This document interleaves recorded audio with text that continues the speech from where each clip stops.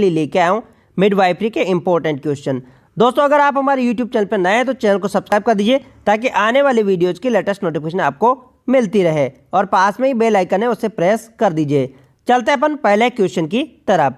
Question में क्या पूछा है, which condition the snow storm appearance in USG of uterus. ठीक है, गर्भाशय की सोनोग्राफी में स्नो स्टॉर्म किस स्थिति में दिखाई देता है। एक्टोपिक प्रेगनेंसी, हाइड्रेटेड मोल, अबॉर्शन, प्लेसेंटा प्रीविया। ये काफ़ी इंपॉर्टेंट क्वेश्चन है, कई एग्जाम में पूछा जा चुका है। तो यहाँ पर करेक्ट आंसर क्या रहेगा अपना, यहाँ पे करेक्ट आंसर है वो है हाइड्रेटेड मोल। देखो हाइड्रेटेड मोल में जो दिखाई देता है किसमें, यूएसजी में स्नो स्टॉर्म पैटर्न दिखाई देता है। स्नो स्टॉर्म पैटर्न का मतलब जानते हो आप, मैं बता देता हूँ। जैसे बर्फबारी होती है ना, जैसे हिमाचल में बर्फबारी होती है तो वो जैसे बर्फ दिखाई देती है, उसी प्रकार से यूएसजी में इस प्रकार की इमेज बनती है।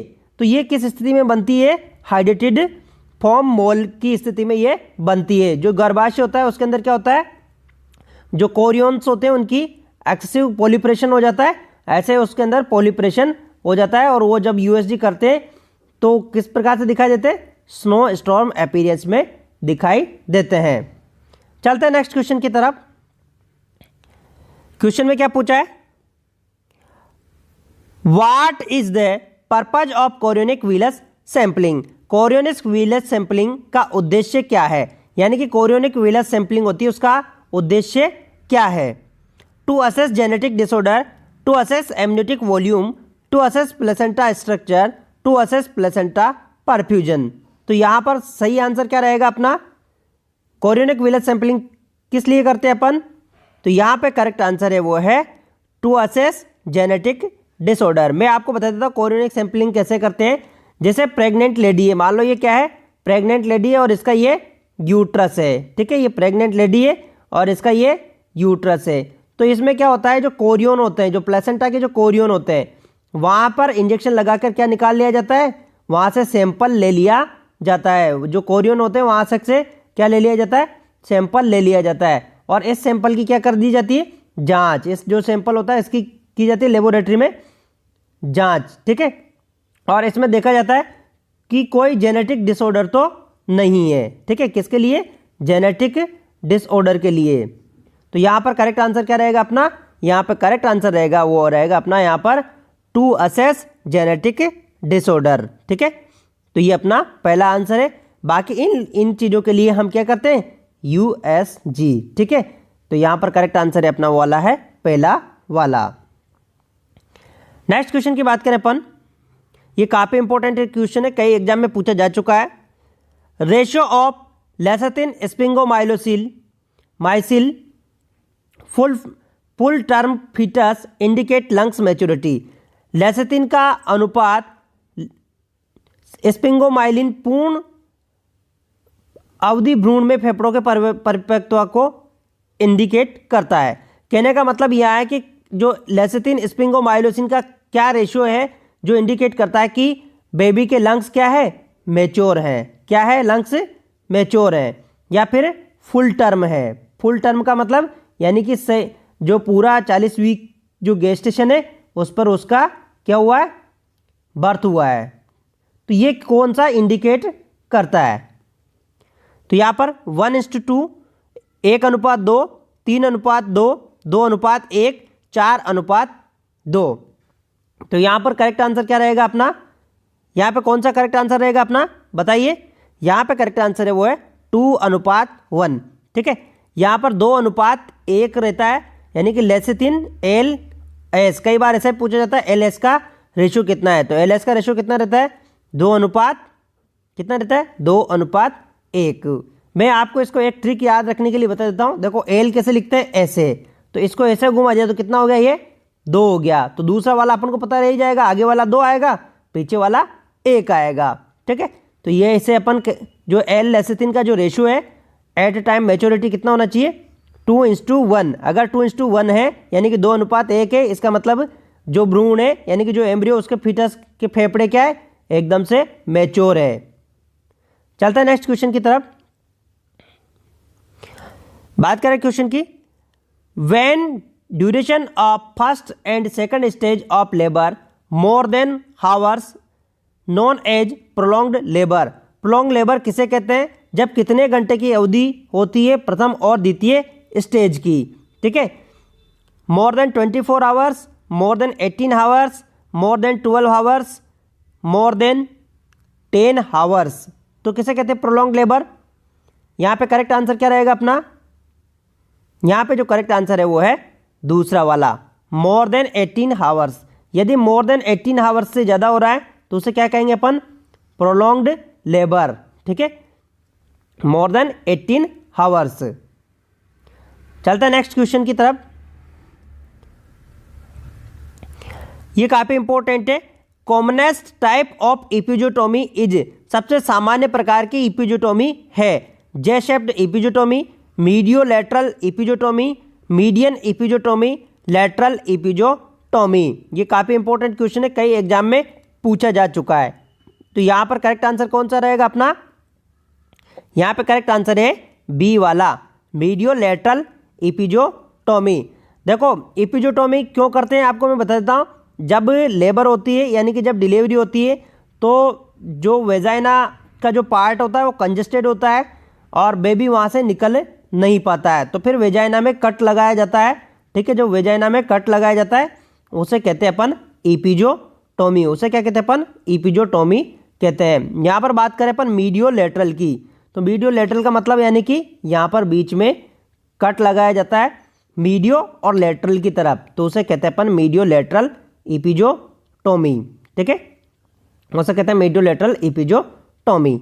तो यहां पर करेक्ट आंसर है बी वाला। चलता है नेक्स्ट क्वेश्चन की तरफ। यह भी काफी इंपॉर्टेंट क्वेश्चन है। Which organism responsible for the ophthalmia neonatorum, ophthalmia neonatorum के लिए कौन सा जीवाणु ठीक है जिम्मेदार है? ठीक है, Clostridium tetani, Staphylococcus aureus, Streptococcus, Neisseria, gonorrhoea.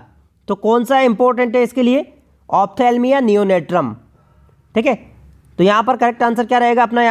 यहां पे करेक्ट आंसर है वो है नाइजीरिया गोनोरिया। देखो क्या होता है कि जब प्रेग्नेंट लेडी होती है अगर उसको क्या है नाइजीरिया गोनोरिया का इन्फेक्शन है, यानी कि वेजाइना के अंदर अगर नाइजीरिया गोनोरिया का इन्फेक्शन है, तो जब बेबी की बर्थ होती है, ठीक है, जब बेबी की बर्थ होती है तो वो इसके संपर्क में आ जाता है। किसके संपर्क में आ जाता है? नाइजीरिया गोनोरिया, यानी कि तो उसकी जो आइस होती है, जो आई होती है उसके अंदर क्या हो जाता है? इन्फ्लामेशन हो जाता है और उसकी वजह से हो जाता है ऑप्थेल्मिया नियोनेट्रम। तो अपने यहाँ पर करेक्ट आंसर रहेगा वो रहेगा अपना यहाँ पर नाइजीरिया गोनोरिया। क्लोस्ट्रिडियम टिटेनाई से टिटेनस होता है, स्ट्रेप्टोफाइलोकोकस ओरियस से स्किन इन्फेक्शन होता है, और तो यहाँ पर करेक्ट आंसर होगा अपना यहाँ पर नाइजीरिया गोनोरिया। नेक्स्ट क्वेश्चन की बात करें अपन। Which is known as secondary PPH, किसे द्वितीयक पीपीएच के रूप में जाना जाता है? Within 24 hour delivery, after 24 hour delivery, within 36 hour of delivery, within 500 ml bleeding before 24 hours.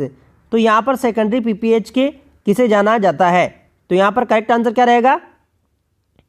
यहाँ पे करेक्ट आंसर रहेगा आफ्टर 24 आवर्स ऑफ डिलीवरी, प्रसव के 24 घंटे बाद। देखो यहाँ पर क्वेश्चन में क्या पूछा है?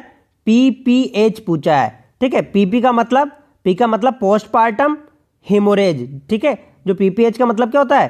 पोस्टपार्टम हिमोरेज, यानी कि प्रसव के बाद में जो ब्लीडिंग होती है उसे क्या कहते हैं अपन? पीपीएच। क्या कहते हैं उसे अपन? पीपीएच। तो अब यहाँ पर देखो आप इसमें और इसमें कंफ्यूज मत हो जाना। देखो यहाँ पर क्वेश्चन में पूछा था पीपीएच किसे कहते हैं, तो जो दो प्रकार का होता है ये प्राइमरी और सेकेंडरी, जो सेकेंडरी होता है प्राइमरी और सेकेंडरी। यदि प्रसव के 24 घंटे बाद ब्लीडिंग स्टार्ट होने लगती है तो उसे क्या कहते हैं अपन? सेकेंडरी पीपीएच कहते हैं। चलते हैं नेक्स्ट क्वेश्चन की तरफ। ये काफी इंपॉर्टेंट क्वेश्चन है। Which is sign known as welcome sign of pregnancy, किस लक्षण को गर्भावस्था के स्वागत लक्षण के रूप में जाना जाता है? Lightening, crowning, onset of labour pain, quickening. तो यहां पर करेक्ट आंसर क्या रहेगा अपना? किसे जाना जाता है? Welcome sign of pregnancy. तो यहां पर करेक्ट आंसर है वो है लाइटनिंग। जो लाइटनिंग होती है उसे वेलकम साइन ऑफ प्रेगनेंसी के नाम से जाना जाता है। इसमें क्या होता है लाइटनिंग के अंदर, देखो जो लाइटनिंग होती है इसमें क्या होता है, जो मदर होती है अपने आप को हल्की महसूस करती है, इसे कहते हैं अपन लाइटनिंग। ये डिलीवरी यानी कि जो लेबर होती है डिलीवरी के 38 वीक्स पर हो जाता है, यानी कि 2 सप्ताह पहले हो जाता है। कौन? लाइटनिंग। डिलीवरी के 2 सप्ताह पहले हो जाता है। लाइटनिंग का मतलब क्या होता है, जो फीटस होता है, जो फीटस होता है उसका हेड, जो फीटस होता है उसका हेड कहाँ पर फिक्स हो जाता है? पेल्विस में। पेल्विस में जो पेल्विस होती है उसमें फीटस का हेड क्या हो जाता है? फिक्स हो जाता है। ठीक है, फिक्स हो जाता है, तो उसकी वजह से क्या होता है? लाइटनिंग होता है। तो यहाँ पर करेक्ट आंसर है अपना वो है लाइटनिंग। अपना यहाँ पर जो करेक्ट आंसर रहेगा वो रहेगा अपना यहाँ पर लाइटनिंग रहेगा। ठीक है, ये भी नहीं है और ये भी नहीं है, ये भी नहीं है। क्विकनिंग का तो मतलब आपको पता ही होगा कि जब बच्चे की हलचल महसूस होती है तो उसे कहते हैं अपन क्विकनिंग कहते हैं। चलते हैं नेक्स्ट क्वेश्चन की तरफ। Components include in triple test. Triple test में घटक शामिल है। ये काफ़ी इंपॉर्टेंट क्वेश्चन है, एम्स जोधपुर में पूछा जा चुका है कि जो ट्रिपल टेस्ट के अंदर क्या इंक्लूड है। Maternal serum alpha fetoprotein, human chorionic gonadotropin, unconjugated estriol, all of above. तो यहाँ पर करेक्ट आंसर क्या रहेगा अपना? यहाँ पे करेक्ट आंसर क्या रहेगा? यहाँ पे करेक्ट आंसर है वो ऑल ऑफ अबोव। देखो यहाँ पे बात करें ट्रिपल टेस्ट, ट्रिपल टेस्ट का मतलब क्या होता है? 3 टेस्ट। ठीक है, 3 टेस्टों को मिलाकर बोलते हैं अपन ट्रिपल टेस्ट। तो इसके अंदर कौन कौन सा हो गया? मैटरनल सीरम अल्फा फीटोप्रोटीन हो गया, और फिर इसके बाद में HCG हो गया, और इसके बाद में अनकंजुगेटेड एस्ट्रोल हो गया। यानी कि यहाँ पर A, B और C तीनों क्या है? तीनों क्या है? ट्रिपल टेस्ट के घटक है। और ट्रिपल टेस्ट किसके लिए किया जाता है? मैं आपको बताता हूँ। जो ट्रिपल टेस्ट होता है वो किया जाता है कंजेनाइटल अबनॉर्मलिटीज को आइडेंटिफाई करने के लिए, और किसके लिए? जेनेटिक डिसऑर्डर को आइडेंटिफाई करने के लिए। जो जेनेटिक डिसऑर्डर होते हैं और कंजेनाइटल अबनॉर्मलिटीज होती है उनको आइडेंटिफाई करने के लिए किया जाता है। किसको? ट्रिपल टेस्ट को। चलते हैं नेक्स्ट क्वेश्चन की तरफ। विच of the flowing position should be give nurse during epidural regional block in administration. ठीक है, जब एपिड्यूरल ब्लॉक लगाते हैं तो कौन सी पोजीशन देता है? ठीक है, कौन सी पोजीशन देना है? ये काफ़ी इंपॉर्टेंट क्वेश्चन है। एपिड्यूरल ब्लॉक लगाते हैं तब लिथाटोमी, सुपाइन, प्रोन, लेटरल। तो यहाँ पर करेक्ट आंसर क्या रहेगा? यहाँ पे करेक्ट आंसर रहेगा वो रहेगा अपना यहाँ पर क्या रहेगा? यहाँ पर लेटरल पोजीशन। जब भी हम एपिड्यूरल ब्लॉक लगाते हैं, एपिड्यूरल का मतलब क्या होता है? ड्यूरल जब ब्लॉक लगाते हैं यानी कि एपिड्यूरल स्पेस में जब ब्लॉक लगाते हैं तो हम कौन सी पोजीशन देते हैं? लेटरल। ठीक है, लेटरल का मतलब कैसे? एक तरफ पे करवट पे लेटा रहता है। जैसे ये मान लो ये है और एक तरफ की करवट पे ये लेटा है। तो यहाँ क्या होता है? जैसे वर्टेब्रा होते हैं यहाँ पर लगाया जाता है। क्या लगाया जाता है? एपिड्यूरल। ठीक है, एपिड्यूरल। ऐसे एक करवट की तरफ लेटा देते हैं पेशेंट को। ठीक है, एक करवट की तरफ पेशेंट को लेटा देते हैं ऐसे। तो ये होता है एपिड्यूरल, यहाँ पर लगाया जाता है। क्योंकि एक तरफ लेटाने से क्या होता है? जो वर्टेब्रा है उनकी जो साइज है यानी कि उनके जो बीच में जो स्पेस है वो बढ़ जाता है। इसलिए यहाँ पर जो देते हैं वो कौन सी देते हैं? लेटरल पोजीशन देते हैं। मैं इमेज दिखा दूंगा आपको। तो यहाँ पर देते हैं अपन लेटरल पोजीशन। नेक्स्ट क्वेश्चन की बात करें। Which hormone responsible for morning sickness? Morning sickness के लिए कौन सा हार्मोन जिम्मेदार है? Chorionic gonadotropin, oxytocin, prolactin, relaxin. तो कौन सा हार्मोन जिम्मेदार है मॉर्निंग सिकनेस के लिए? आपको कभी ऐसे भी पूछा जा सकता है कि मिचली के लिए कौन सा हार्मोन रेस्पॉन्सिबल है? तो यहाँ पर करेक्ट आंसर क्या रहेगा अपना?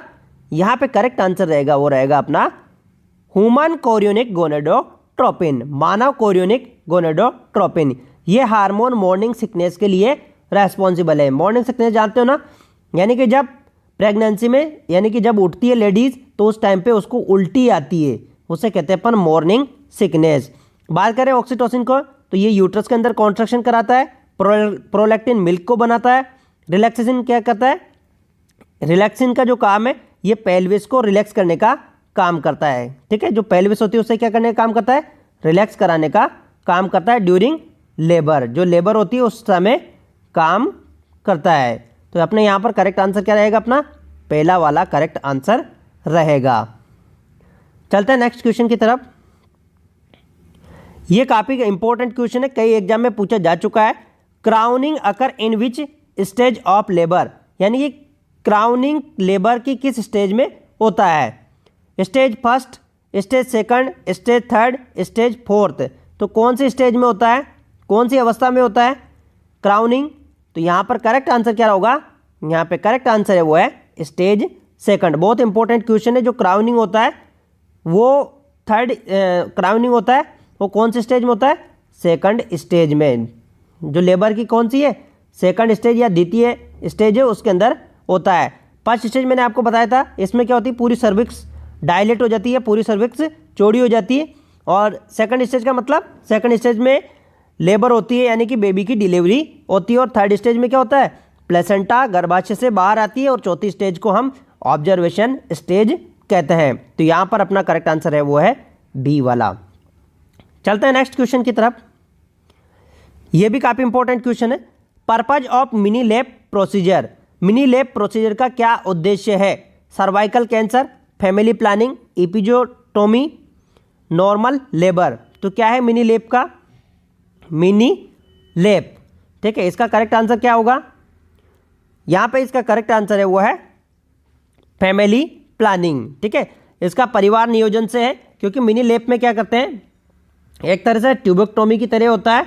ठीक है, जो फैलोपियन ट्यूब होती है, जो फैलोपियन ट्यूब होती है ना, जो फैलोपियन ट्यूब होती है उससे क्या करते हैं, यहाँ पर इसमें लाइगेट कर देते हैं, यहाँ पर इसमें कट लगा देते हैं और उससे कहते हैं अपन मिनी लैब ऑपरेशन। और ये किसके लिए होता है, फैमिली प्लानिंग के लिए। जो फैमिली प्लानिंग होती है उसके लिए करते हैं इसको, परिवार नियोजन के लिए। सर्वाइकल कैंसर के लिए नहीं करते, सर्वाइकल कैंसर के लिए तो क्या करते हैं अपन, ठीक है, सर्वाइकल कैंसर के लिए नहीं करते, एपिजोटोमी के लिए नहीं करते, नॉर्मल लेबर के लिए नहीं करते हैं। बात करें अपन सर्वाइकल कैंसर के लिए करते हैं अपन पैप्स स्मीयर।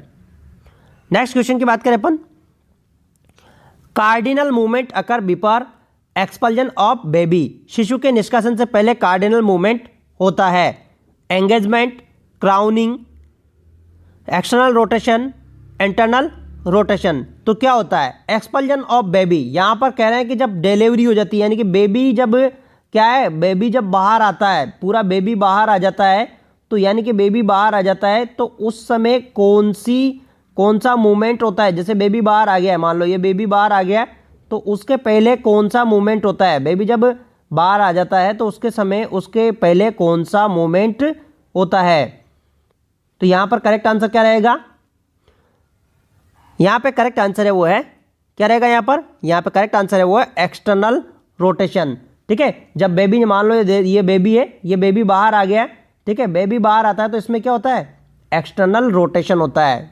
ठीक है, तो यहां पर करेक्ट आंसर रहेगा वो अपना एक्सटर्नल रोटेशन। क्राउनिंग तो सेकंड स्टेज में हो जाता है, एंगेजमेंट पहले हो जाता है, लाइटनिंग के टाइम पे होता है एंगेजमेंट। ठीक है, इसके बाद में बात करें पर इंटरनल रोटेशन, तो इंटरनल रोटेशन भी पहले हो जाता है। यहां पर करेक्ट आंसर रहेगा अपना वो रहेगा एक्सटर्नल रोटेशन, यानी कि बाहर आते समय घूमता है बच्चा। चलते हैं नेक्स्ट क्वेश्चन की तरफ। A patient second stage of labour given which of the following injection to improve uterine contraction, यदि पेशेंट द्वितीय स्टेज लेबर में हो तो कौन सा इंजेक्शन गर्भाशय के संकुचन को बढ़ाने के लिए लगाया जाता है। ठीक है, ऑक्सीटोसिन, मेथार्जिन, डायजेपाम, फिनार्गन। तो कौन सा इंजेक्शन लगाया जाता है, यहां पर करेक्ट आंसर क्या रहेगा, यहां पे करेक्ट आंसर है वो है ऑक्सीटोसिन। जो ऑक्सीटोसिन होता है इसको क्या है, यूट्रस के कॉन्ट्रैक्शन को बढ़ाने के लिए लगाया जाता है। ये क्या करता है, यूट्रस की जो मसल्स होती है उसके अंदर क्या कराता है, ये कॉन्ट्रैक्शन कराता है। बात करें अगर मिथार्जिन की, तो मिथार्जिन किसके लिए दिया जाता है, ब्लीडिंग को कम करने के लिए। और डायजेपाम क्या होता है, कन्वर्जन के लिए, लेकिन प्रेगनेंसी में नहीं दिया जाता। फिनार्गन भी नहीं दिया जाता है। तो अपने यहां पर करेक्ट आंसर क्या रहेगा, अपना यहां पर ऑक्सीटोसिन। नेक्स्ट क्वेश्चन की बात करें, विच of the flowing emergency contraceptive निम्न में से कौन सा इमरजेंसी कॉन्ट्रासेप्टिव है? Prostaglandin, progesterone only, मालाडी, लेवेंजुस्ट्रोल। तो कौन सा है यहाँ पर इमरजेंसी कॉन्ट्रासेप्टिव? यहाँ पे करेक्ट आंसर क्या होगा? यहाँ पे जो करेक्ट आंसर है वो है लेवेंजुस्ट्रोल। जो लेवेंजुस्ट्रोल होता है वो क्या है? एक तरह से इमरजेंसी कॉन्ट्रासेप्टिव है। देखो आपको जो अनवांटेड 72 आती है, अनवांटेड 72 टेबलेट आती है, अनवांटेड 72, उसके अंदर होता है लेवेंजुस्ट्रोल। इमरजेंसी कॉन्ट्रासेप्टिव का मतलब क्या होता है? जैसे ही कोइटस हुआ, ठीक है, जैसे संभोग हुआ, उसके बाद में तुरंत हम कॉन्ट्रासेप्टिव पिल्स को दे सकते हैं, उसे कहते हैं अपन इमरजेंसी कॉन्ट्रासेप्टिव। तो यहाँ पर है वो है लेवेंजुस्ट्रोल। प्रोस्टाग्लैंडिन नहीं है। प्रोस्टाग्लैंडिन किसके लिए यूज किया जाता है? सर्वाइकल रैपिंग के लिए, ठीक है, राइपिंग के लिए। जो सर्वाइकल राइपिंग होती है यानी कि जब ड्यूरिंग डिलीवरी होती है या फिर अबॉर्शन के लिए यूज किया जाता है। बात करें प्रोजेस्टेरोन की, तो प्रोजेस्टेरोन की जो टैबलेट होती है उसे हम मेंस्ट्रुअल साइकिल के कौन से 50 डे से स्टार्ट करना पड़ता है। बात करें मालाडी को, तो इसको भी 50 डे से स्टार्ट करना पड़ता है। जैसे मेंस्ट्रुएशन साइकिल होता है उसके 5वें दिन से स्टार्ट करना पड़ता है। लेकिन लेवेंजुस्ट्रोल ऐसा है कि इसे हम इमरजेंसी में यूज कर सकते हैं, जो इमरजेंसी होती है उसमें यूज कर सकते हैं, इमरजेंसी कॉन्ट्रासेप्टिव है। तो थैंक यू दोस्तों, अगर आपको वीडियो पसंद आया तो वीडियो को लाइक कर दीजिए और शेयर और सब्सक्राइब कर दीजिए।